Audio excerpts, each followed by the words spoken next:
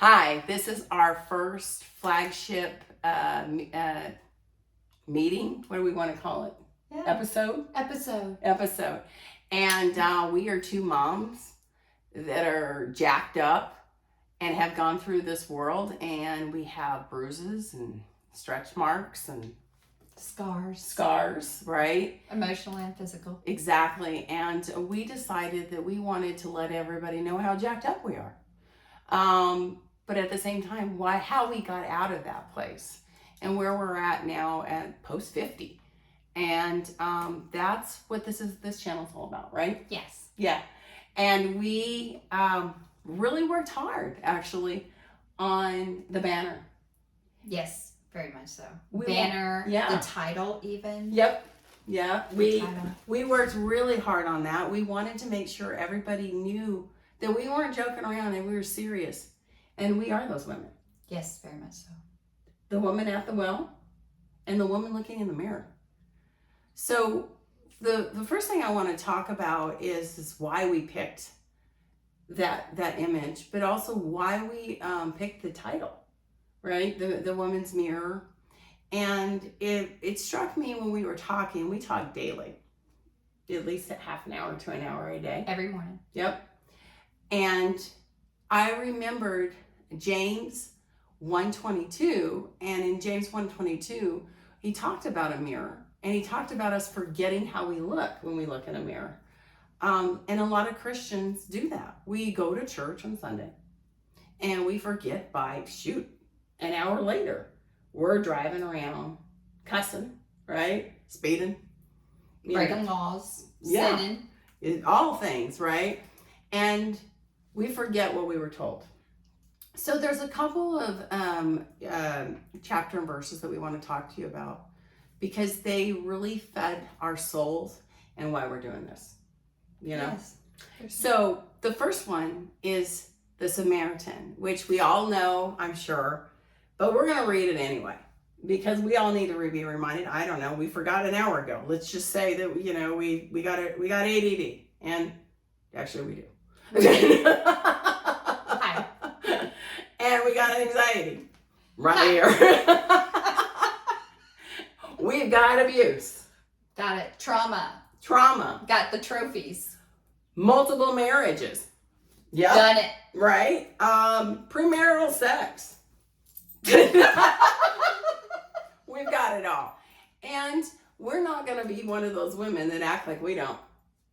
I just want you to understand that we're going to be as authentic as we can. And we are going to put ourselves out there. Without judgment.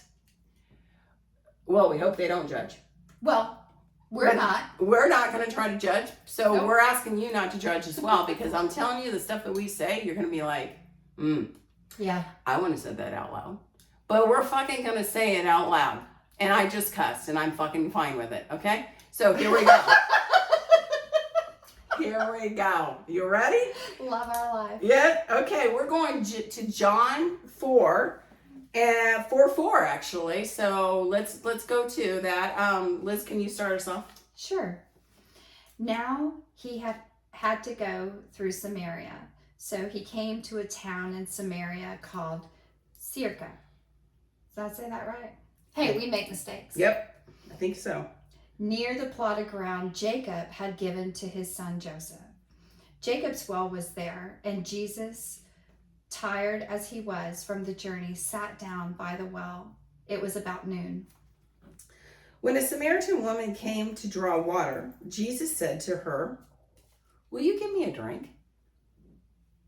His disciples had gone into the town to buy food. The Samaritan woman said to him, "You are a Jew, and I am a Samaritan woman." Like, don't you know? "How can you ask me for a drink? For Jews do not associate with Samaritans." Jesus answered her, "If you knew the gift of God and who it is that I ask you for a drink, you would have asked him, and he would have given you living water." "Sir," the woman said, "you have nothing to draw with, and the well is deep. Where can you get this living water? Are you greater than the father Jacob, who gave us the well and drank from it himself, as did also his sons and the livestock?" Jesus answered, "Everyone who drinks this water will be thirsty again, but whoever drinks the water I give them will never thirst. Indeed, the water I give them will become in them a spring of water welling up to eternal life." The woman said to him, "Sir, give me this water so that I won't get thirsty and have to keep coming here to draw water." He told her, "Go, call your husband and come back." "I have no husband," she replied. Keep going. Go. Oh. Jesus said to her, "You are right when you say you have no husband. Whew. The fact is, you have had 5 husbands, and the man you now have is not your husband. What you have just said is quite true." "Sir," the woman says, "I can see that you're a prophet. Our ancestors worshipped on this mountain, but you Jews claim that the place where we must worship is in Jerusalem." "Woman," Jesus replied, "believe me, a time is coming when you will worship the Father neither on the mountain nor in Jerusalem. You Samaritans worship what you do not know. We worship what we do know, for salvation is from the Jews. Yet a time is coming, and has now come, when the true worshipers will worship the Father in spirit and in truth, and they are the kind of worshipers the Father seeks. God in spirit, and his worshipers must worship in the spirit and in truth." The woman says, "I know the Messiah, called Christ, is coming. When he comes, he will explain everything to us." Then Jesus declared, "I, the one speaking to you, I am he." So this is what you see as a woman that is holding the pail of water in the mirror to a modern time woman. She is us. She is the one that actually was hiding and coming in the middle of the afternoon. Who would do heavy lifting and moving water around from place to place in the middle of the day? We would do that in the morning, maybe even in the evening, so it's cooler. But she went in the middle of the day. Well, we can only guess that she went to the middle of the day because she was maybe put down, judged, because of all the times she's been married. So she goes in the middle of the day, but what did she find? Jesus. And I want us to understand that this is not just talking about that, it's also talking about where we serve Jesus. Where do we serve Jesus? Do we serve him on the top of a mountain? Do we serve him in church? Do we serve him in prayer, before a dinner? Do we serve him, nobody actually has one place where you can serve Jesus, because it's the Spirit. The Spirit is in your heart. The Spirit is all around you. It's supposed to be in all places. Serve him in the line at the grocery store. What can you do? How can you be of service to God in whatever area that you're at in your life? Work, friends. Yeah. So one of the things that we are, so passionate about is really being connected with others and really being like true to who we are. There's no Botox in my face. There's Botox in mine for my There's no lipstick on my lips. There's no judgment here. We have been in different places in our life throughout our life. Absolutely. Yeah. And if I were to judge, then how am I going to get people to receive? They're going to run away from me. That's not what we're supposed to do. Jesus calls us to be sitting with sinners, right? That's right. Yeah. Wash their feet. Yeah, wash their feet. Well, first we gotta talk to them. Gotta talk to them. They won't let us wash our feet if we don't talk to them. I wouldn't let somebody be like, hey, can I wash your feet? Be like, no, hell no, you can't wash my feet. No, right? And you know, at least you got to introduce yourself. And so I'm the introvert, and this I'm the extrovert. And so we actually are realizing that, you know, while I may have the technical knowledge or the book knowledge, I'm the bookworm. I'm on the safe side of Christianity, right? I'm being very, very safe and not putting myself out there, but actually having discernment and understanding. But what does that do? That's great for me, but it's not great for everyone. You don't get to share that knowledge, right? That gift. I don't also get to watch people grow if I don't introduce, right? And it's so important for us to do that. And I want us to go to the other piece of this. So the mirror, a woman's mirror. Where did that come from? Why a mirror? Can you tell us where that came from? You've got it bookmarked. Oh, James. Yeah. Get back to it. It's hiding from her. Okay. So you want to read it? Yep. Yeah. Okay. And this is going to be James 1, verse 22.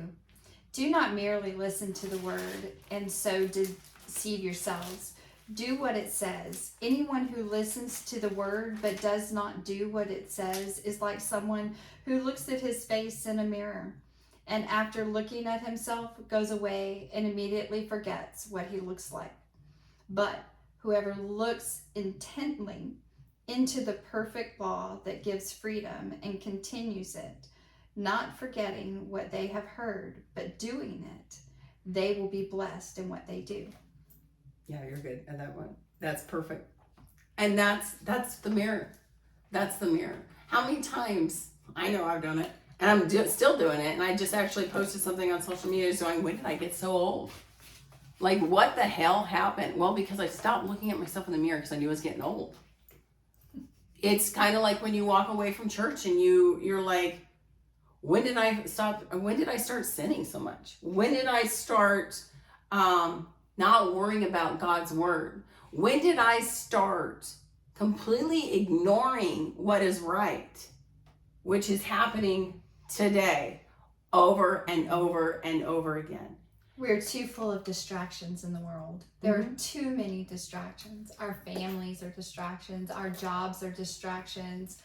Even self-care is a distraction. There's so many times where I feel like I just need to rest for a little bit. I'm too tired to get up and get in the word right now. There's so many distractions. Social media, there's a lot. Oh, yeah. There's a lot that keeps us from being in the word and from living the word. Yeah. I want to touch on social media. Many of you see it just like I do. Many of you see propaganda, the word, versions of the word, people's perceptions of the word. And while they're important and you should listen to others and see what they have to say, right? Like you are with us. We ask you to look at the word. We ask you to understand the word. We ask you to be in the word, because everything that we do, we have to have discernment on whether or not it matches up to God's plan. And we are going to say some things in this podcast and the ones subsequently afterwards that are probably not going to be something you like. We hope it's not something you like. It's because the truth is, if you don't like something that we say, it has invoked an emotion in you that is going to cause you to think about it. So if you think we're wrong, we ask you to please go look it up. Go look up what the word says and then come back to us and let's talk about it. Maybe you have ideas or you have questions. We ask you to please put them in the comments. Yep. And it's gentle correction. So that is one of the things that we ask for, is gentle correction. We are going to be wrong. We're going to make mistakes. but everything that we're pulling is by the word. And right now we're using the NIV Bible. And it's just a little bit easier to speak the word to us in plain English versus King James and many other different versions. You can look at your Bible and see those versions as well. And we can bring those out, but we want to get the understanding and the discernment out of the Bible. And so I'm going to go back to the woman at the well. I just got told by Liz. Actually, I should go remove your name there. Oh, I don't care. They need to know our name. Okay. It's okay. I just got told about a story that she had said there was a woman that didn't know about the Samaritan woman or the woman at the well, right? And it was something that I'm familiar with because there's quite a few people that don't read the word, the Bible. And while they go to church every Sunday, or they watch church, or they go and see social, influencers and things like that, they don't know it for themselves. They don't walk around with it in their heart, and they forget every interaction we have with a person that could be, let's just say, like the woman at the well. So the person that was asking you about the woman at the well, what was so shocking For you? me? Mm-hmm. That they had never heard the story. Okay. And there was a time where, I had heard the story, but I didn't make the connection that was me. Yeah. I just didn't make the connection. So, yeah. And how did you make the connection?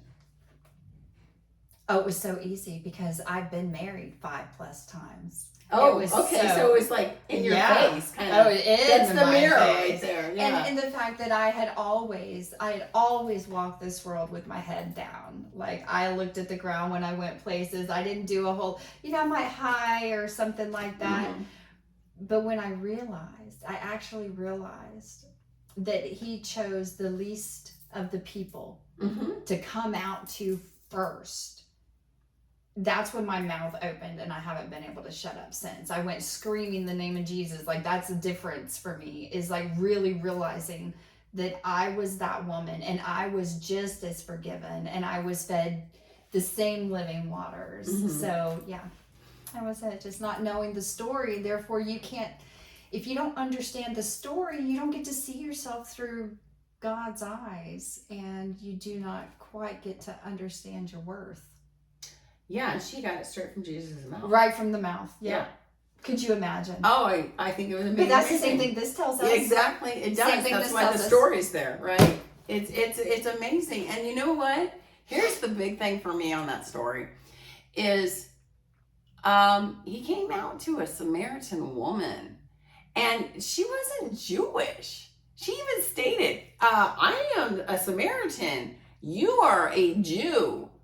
So what does that mean to them? Well, it means that you Jews think I'm less than. So you don't even talk to me. You go on the other side of the road before you talk to me or scream at me, and you literally won't even look at me because we don't practice the same kind of religion.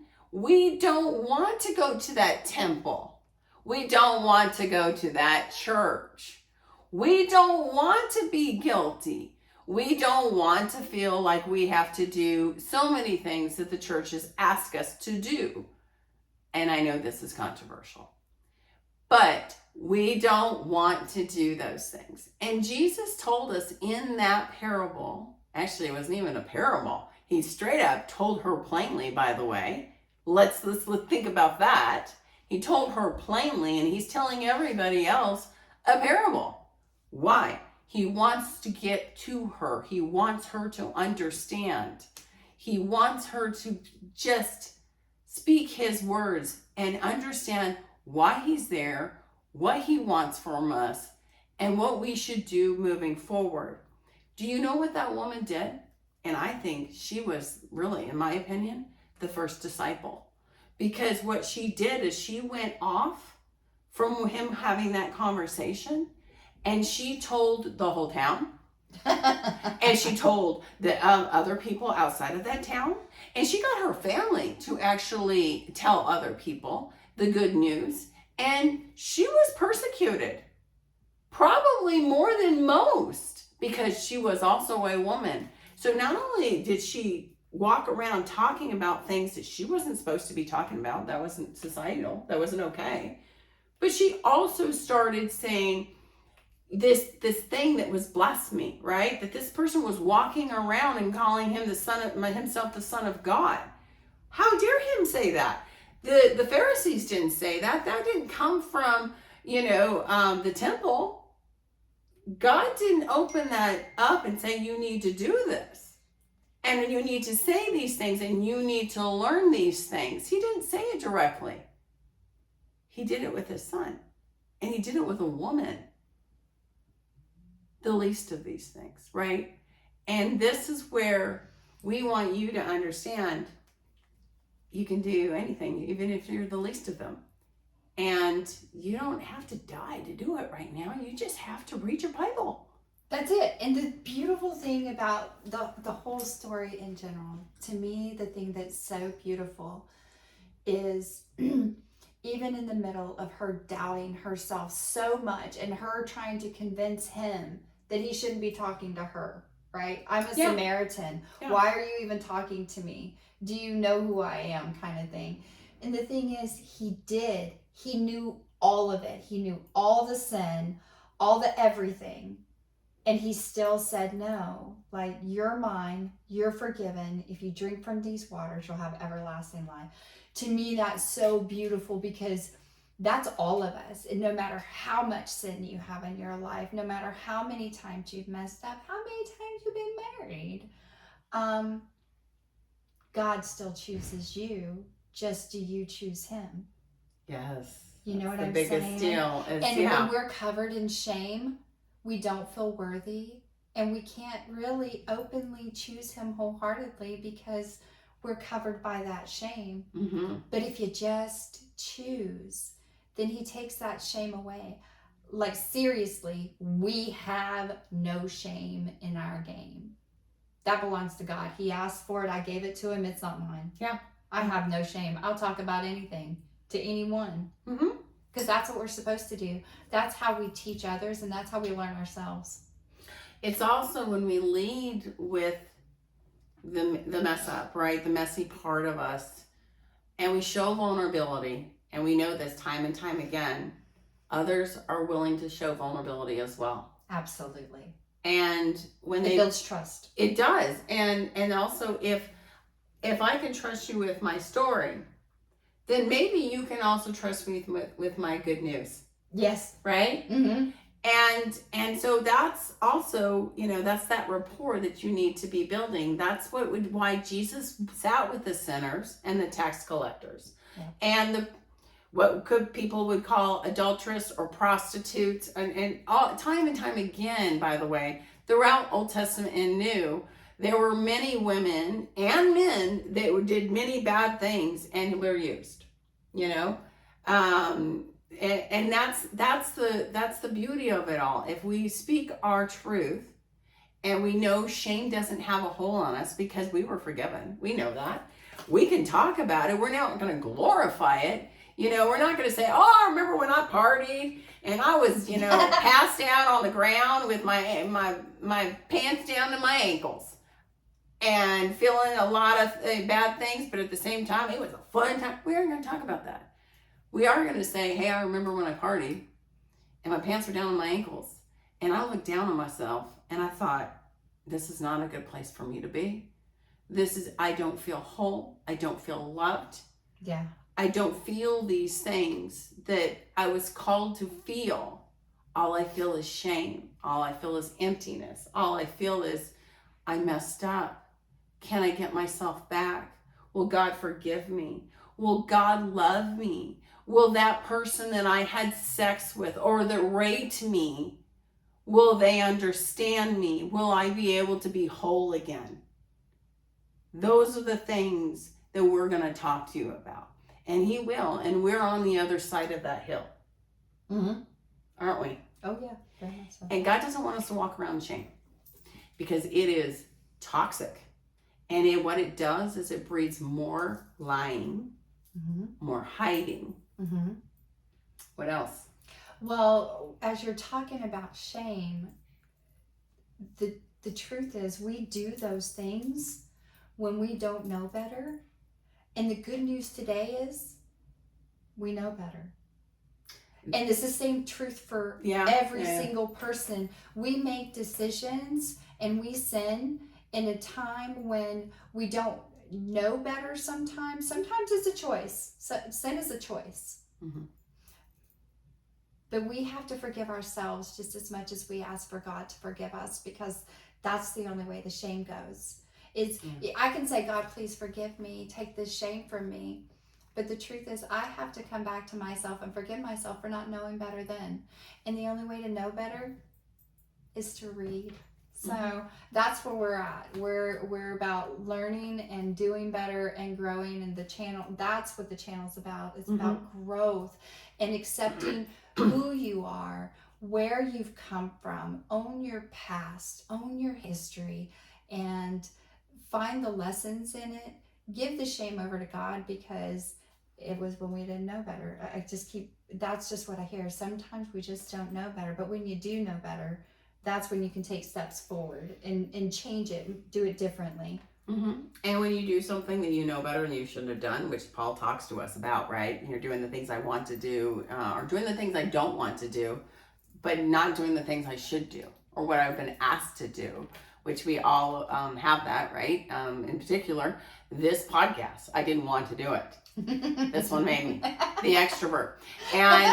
And I am recently, retired, a technical, I was a software developer and manager, and I thought that I was going to be done. And I thought that, I'll read the Bible and I'll keep my nose to the Bible and I'll be a good girl. And we're good, right? And then my girlfriend says, hey, yeah, about that. I'd like to actually talk to people, and I'd like to, be around people, and I want to tell them about the word, and you have a lot more understanding of the word, so I need you. And I'm like, really? And I even looked up at God and said, what? Like, why me? Why me? Why would I put myself out there? Why would I be willing to be scrutinized? Why would I do these things? God, this is not my plan. This is his plan. She's put in my life to shake my freaking life up. Ditto. Exactly, right? Yes, because something about are we using names? Just call me T. This one is all brain. Okay, like she really is analytical, and details and truths are so very important. And I'm the butterfly. I live in my feelings, and She runs into the fire, y'all. I do. Don't fan the flame, because I'll be running. And she's dancing in the fire. I do. I will. She'll try to pull me in. Everybody around her. Yes, I will. Party. So it is. It's such a different party, though. I feel like I walk around having a spiritual party all the time. Not always butterflies. Yes, there are fires, but when you marry an analytical brain and an emotional brain, it helps to grow each other. In the Bible, it talks about iron sharpening iron. And this has definitely been a relationship of sharpening and fine-tuning and absolute growth. I know that. So yeah. I'm excited about it. Yeah. I mean, sometimes I'm like sitting there going, what do you want from me? And she's doing the same thing. What do you want from me? You want me to read the Bible every day? You want me to tell people no? That's uncomfortable. Yes. And then she's saying, I want you to say yes. And I'm going, I want to say no. And I'm telling her, you should say no. She's like, well, you should say yes. And here we are. And here we are. Right. So we are at 30 minutes. We're going to try to keep it at 30 minutes. But we wanted to introduce you to the reason why we picked the image, the reason why we're going to be here. And every week we're going to try to do something, whether it be, just asking questions. But we will definitely have some kind of podcast like this once a month. And we will be bringing the verse and we will be talking about the verse. But we are also going to be talking about things like church hurt. Yeah. Right? Being misled by a church. It's happened. And all of these, I think this is really important for you guys to understand that these are going to be personal stories. These are not just something that we pulled off the internet. These are lived experiences, either from her or from me, that we were in the fire. We've gone through the trenches. We've gone through the trauma, or we've gone through the blessing. And so we want to personally share that. I'm not one to grab someone else's story. So we'll just, it's important. You're going to be surprised because these two older women have lived a life. We have lived multiple lifetimes in one life. And I think that because the traumas, the traumas that we've gone through, you would not expect one person to go through so many. But as she You're good. As T shares her stories, you're going to get to see the different traumas that she's gone through and how she was able to overcome them. But and same with me, but it all comes back down to one way to overcome. There's only one way. And that's through Jesus. We are overcomers. Anyway, on that, we are at 32 minutes and you have a blessed day. Be blessed.